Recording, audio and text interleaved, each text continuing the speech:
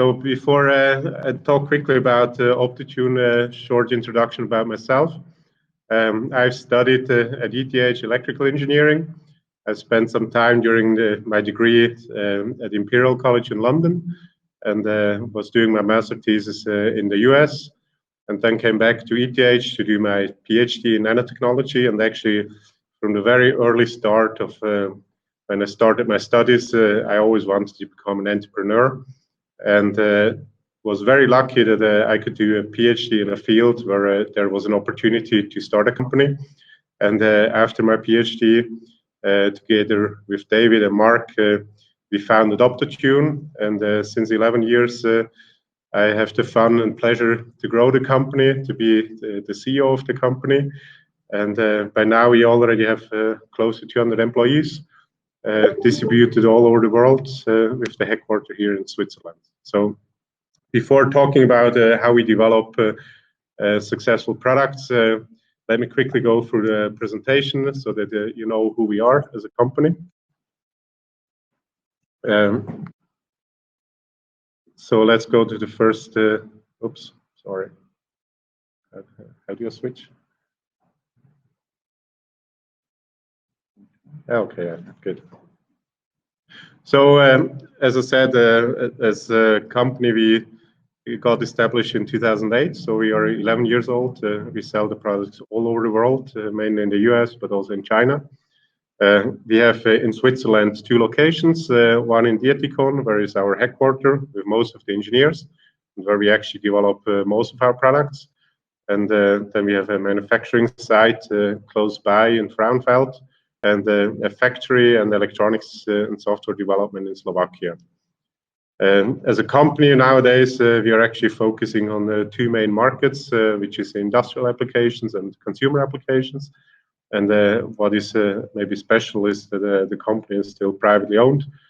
So we have bootstrapped our way up, have sold first projects, and then developed first products, and got revenues from there and reinvested all the money. Now, what is actually the vision at Optitune? We really want to enable optical innovations by providing new components based on platform technologies. So we make tunable lenses and light steering optical components that are very unique, that combine many functionalities in one. And we can only achieve this by using novel technologies that are not long developed or very new, or just a unique way of combining those into a component. And this component then enable our customers to really develop new products. So by now, actually, we have 4 different product categories, and I will after talk about one specific one and how we actually developed this one. The first category that we have is a focused tunable lens. It's basically what came out of ETH, what we developed during my PhD, or at least a concept that we developed at ETH. It's a lens that works like the lens in your eye. So we change the shape of the lens and manage to focus like that. And like that, we can focus super fast, very reliable, and in a very compact fashion.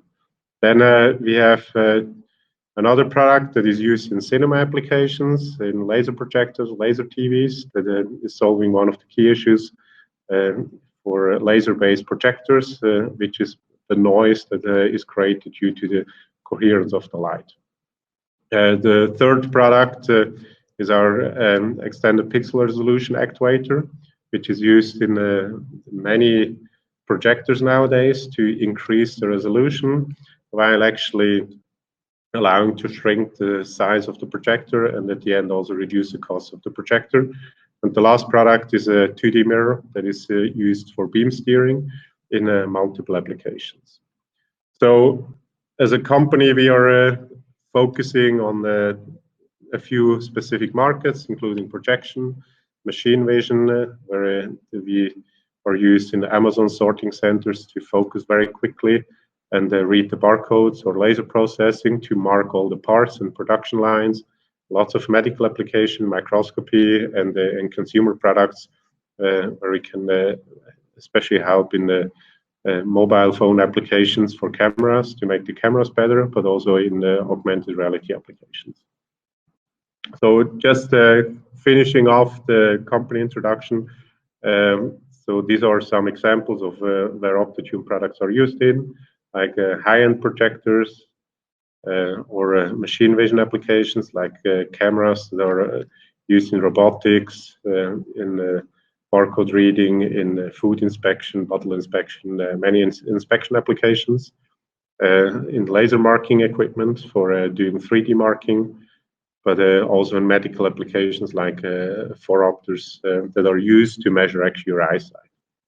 And also in industrial equipment, for example, just measuring thickness and things like that. So that's a quick overview of what we deliver to the market. Now we actually develop all our products in-house, and for this we have basically expertise in materials research, optics, mechanical design, electrical engineering, software development, and lots of process development. And I think actually this is one of the key of being successful, to have all this expertise under one roof. And to be successful in Switzerland, we cannot just be a me too, because we will never be the lowest cost.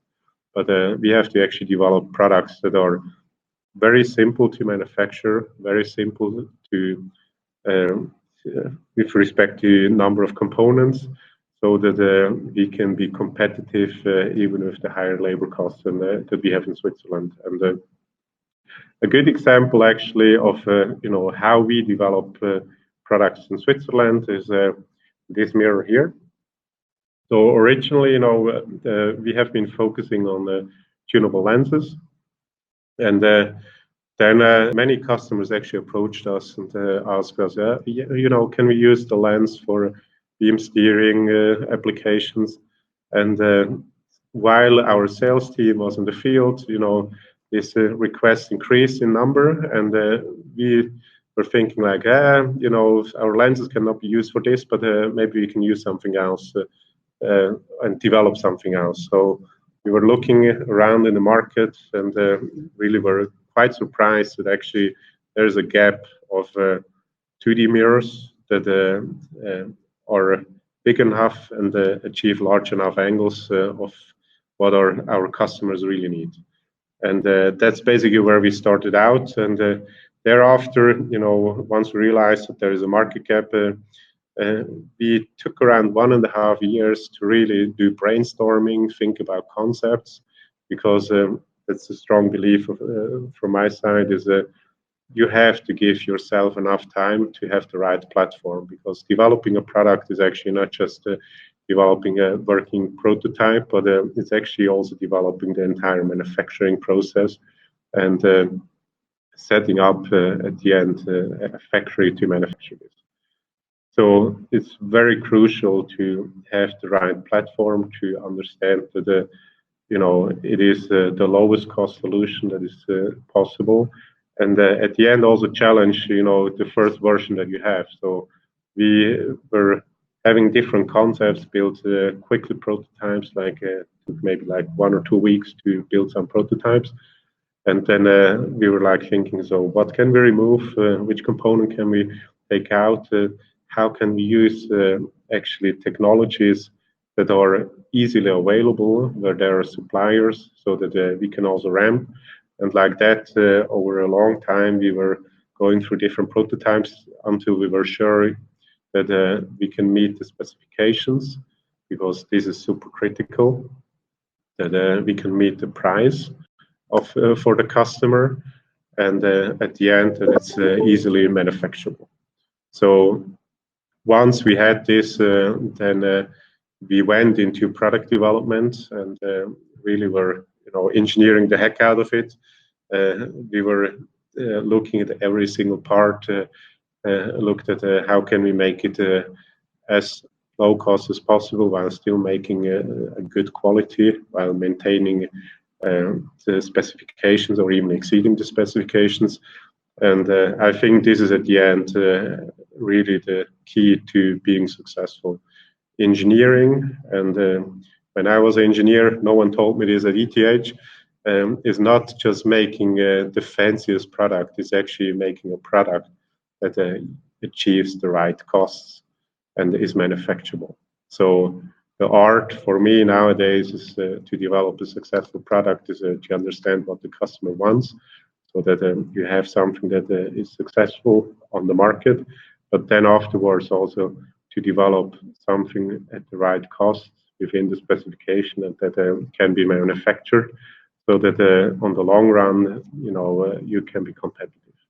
And I think this, in short, for me, is the main learnings that we had in the last 11 years, and what is really driving actually our development.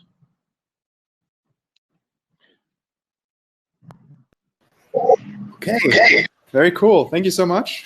Yeah, Manuel. I think it was a great intro into like the world of Optitune.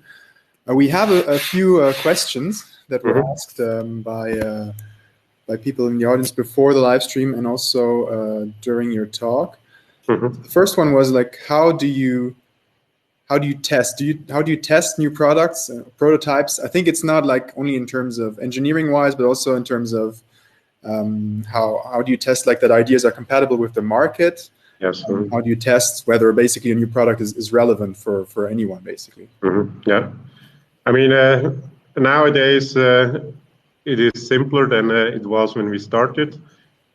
So we have a lead customer program where we are working with some of the leading companies in the industry that get early access to our new products, and their feedback helps us actually to define the specifications and to see, if we solve a real problem. So that is one of the channels, and that's always a little bit a fight within the company, because marketing and sales wants to go out as quick as possible, while engineering wants to make everything perfect. But I think it's very critical that you go out very quickly, because if you have a good relation with the customers, they are actually happy to also help you and to give you honest feedback, because the customer gives you the most honest feedback at the end. And when they are excited about something, then you know that you're in the right direction. So this is really the way how we do it now, and that's something that I advise everyone. I mean, go to the customers and show them even early concepts. Of course, you have to make sure that you have your IP protected, that you know that they will not just run to your competitor. But once you have this protected, then just go out, talk to them, and this gives you the best feedback. And we had products, where we thought like, oh, it's an amazing idea, and we were thinking like we'll take over the world and going to be super successful. And we went out, and the feedback was like, oh, this is too expensive. There is no use. There is a better solution out there. And that's also very valuable, because then you can stop a project before you spend a lot of money. Fail fast. Correct. Yes. Cool. Yeah, the next question. So it's about one of your core products, I think, focused tunable lenses. Yeah. Someone has found out that was one of your domain of expertise. And the question is, where are focused tunable lenses used in the industry? So what are the applications ultimately, I think? Yes. So focused tunable lenses are actually used everywhere where you need to have high-speed focus and reliable focus, and often you don't have a lot of space. So applications range from medical applications, like I'm sure many of you actually went to the eye doctor to get your glasses measured and your eye measured. And this is one of the applications where, thanks to the fact that basically we have 1 million lenses in one, you can much easier test than with the cumbersome, like putting in the lens and then you have to say, is it better or worse? And it actually is nice to see, that through technology innovation, we actually help not only the optician here in Switzerland to be faster, but it's easier to do actually the measurement. So in third world countries, they can actually get prescriptions done, and the right prescriptions, because even in Western Europe, often the prescription is not the right one, and then you get your glasses and you are not happy. And it's actually not the cost of the glasses that is prohibiting many people from having glasses, but actually just to know what is the right glass for someone. So this is one of the applications. Many other measurement equipment around the eye, also like dental cameras, where, for example, you can use the lens to put in a very small camera that is used to measure your teeth. And nowadays, with the 3D printing, you can then measure your teeth, remove the old one, and put in a new one that is basically an exact copy of your original teeth, and this within 2 hours, instead of like a process that originally took like 2 weeks. So this is like medical applications, but a lot also in robotics and machine vision. So all the factories that need automation often need cameras that have to look at parts to do inspection, to count things, be it in food, in medicine, bottle inspection, to see if there is a hole in the bottle. And using our tunable lens, we can actually make these inspection systems like up to 50 times faster. So we can speed up this, or just even in Amazon, Amazon has millions and millions of packages every day that need to be sorted. And the cameras need to read the barcode so that they can do the right sorting. And because our lens is so fast, so we can focus like 500 times per second, you can then do this sorting much faster. But also in consumer applications, for example, in augmented reality applications, where you basically nowadays, you have this headset that project the virtual world into the real world, but the projectors only have a fixed focal distance. Mm-hmm. And with tunable lenses, you can actually move the image to the right distance. And often, actually, when you use these systems, you're working at arm's length. But the image is projected at like 3 meters. So you don't see the image in focus, although it should be in focus and at the same distance as your hand. So this is one application, and many small consumer applications where basically you can make cameras that have very close focus and also optical zoom. So there's a whole range of applications from, I would say, more industrial to consumer applications to very exotic applications like, applications in fish farms where they are shooting lyses from fishes, so they don't need to have chemicals anymore. So they use lasers to basically kill all the parasites. Oh. And all these applications are in production today, basically. Yes, correct. Yes. All right. So or close to production. I mean, most of them are in production, or we are setting up production, and this is also actually one thing that we are still manufacturing in Switzerland. So for us, process development is super critical, and automation is very relevant, so that at the end we can be at the cost level that the customers expect. So we actually have our own clean rooms in Switzerland where we have lots of very unique processes that we developed also for very high volume applications. Great. That's actually one of the next questions, which is like, where are the production centers of Optotune located? Mm-hmm. Is this everything in Switzerland? No, it's most of the things are in Switzerland, but we also have a production site in Slovakia where we more build the non-liquid products. So like it's more the products that are based on metals, glasses, and things like that. So it's less automated there, and it's often where we basically have smaller volumes where automation doesn't pay off. Okay.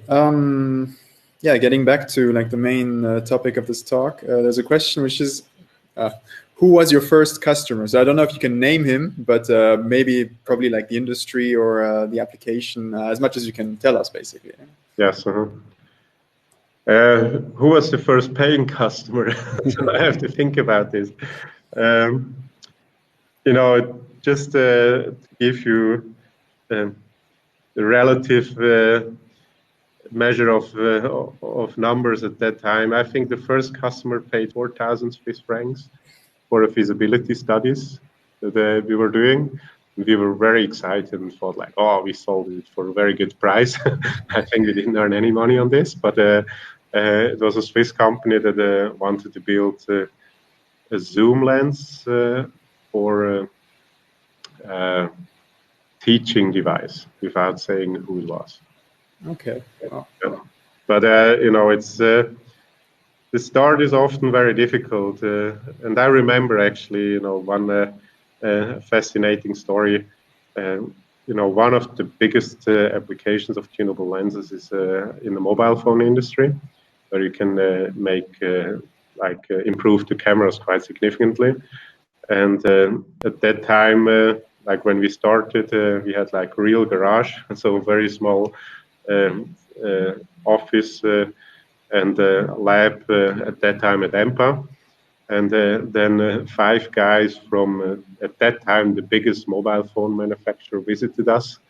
And they spent the whole day with us, and we never heard back anything from them anymore because they were building like 400 million phones at that time, and we were 3 guys in the lab.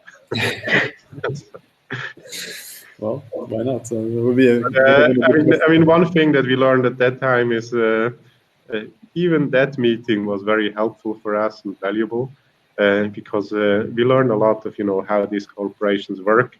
And we also learned that if you want to, be successful, we first have to find, for us at that time, it was the right decision to find markets that are actually feasible, where the customers don't expect millions of units, but where we could learn together also with the customers and actually manufacture maybe a few thousand units with a smaller team.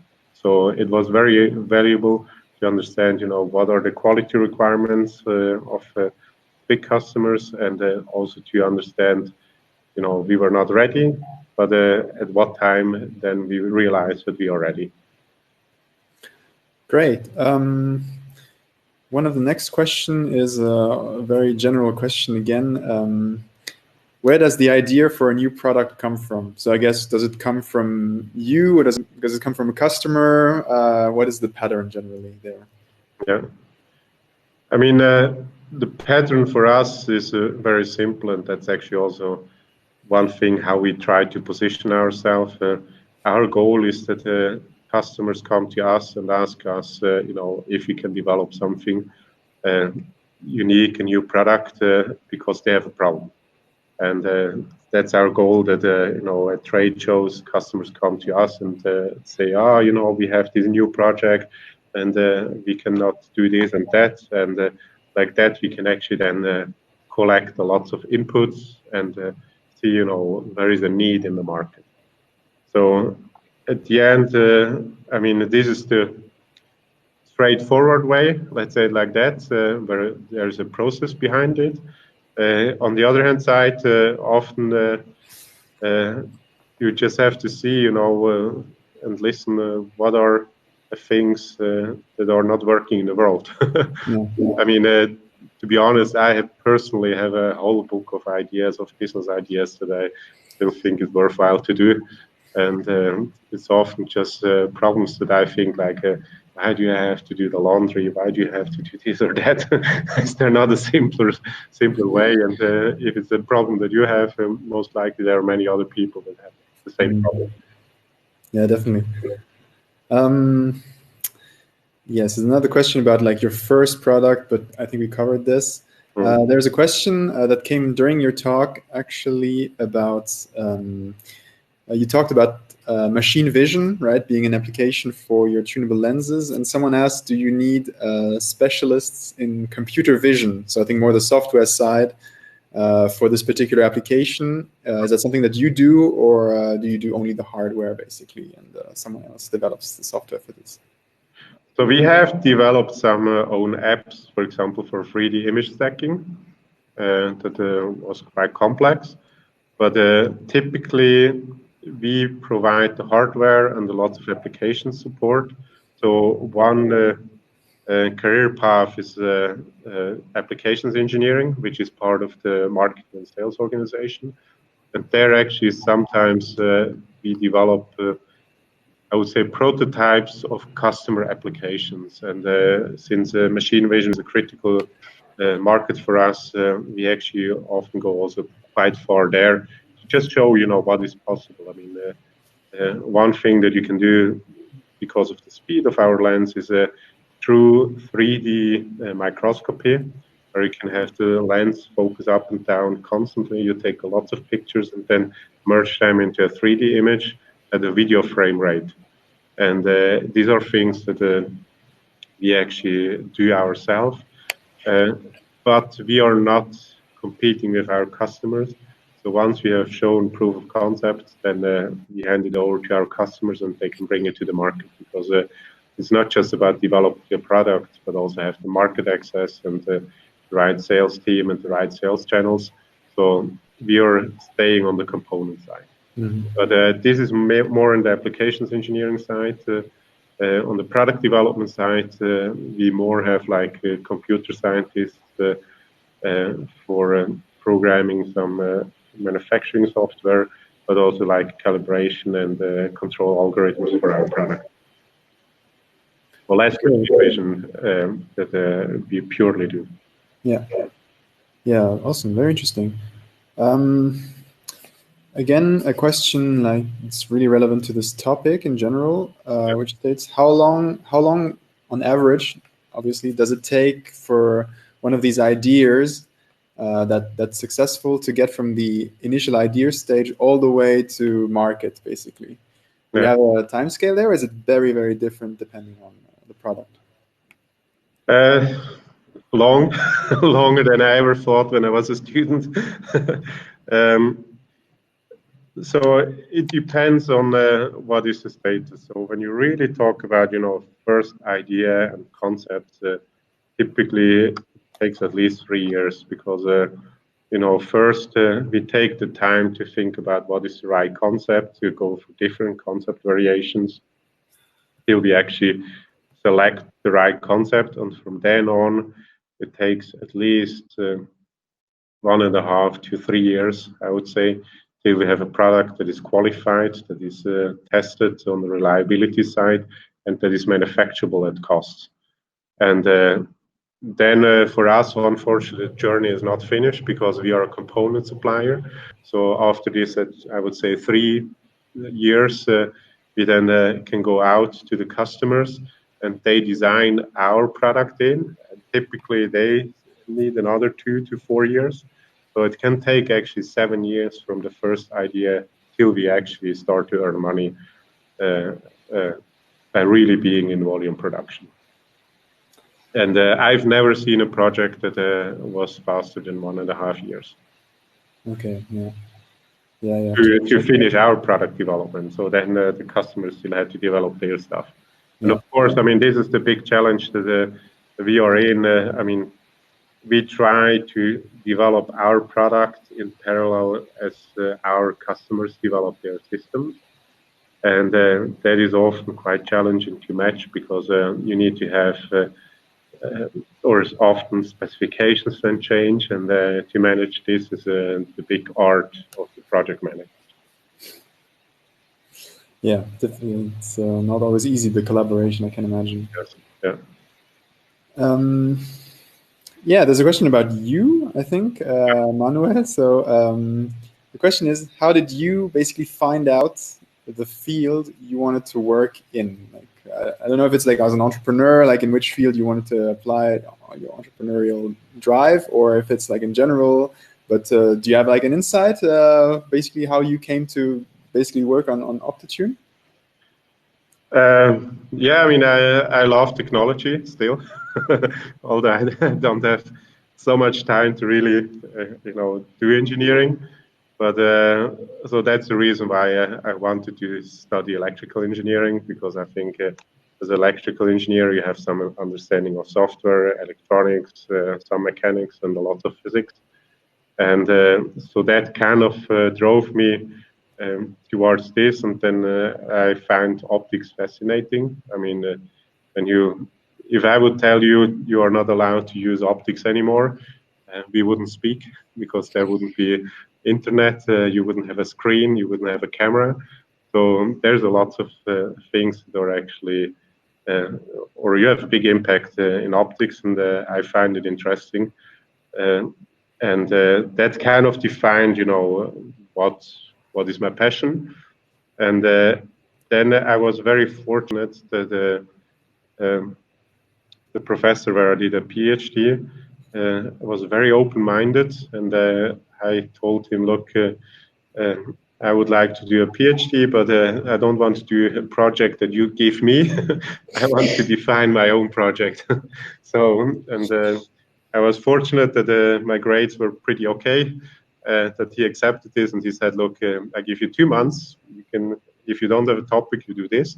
And then, I went through many, many ideas till I realized there is something that is actually doable, and that has the potential to potentially build a business. And at the end, the decision of actually starting the company was quite simple, because I got the best education that I could get. We had an idea, and we didn't have anything to lose. And if we didn't start it, who else? So, everyone that is listening, don't be afraid. You will not lose a lot of money, even if you don't succeed.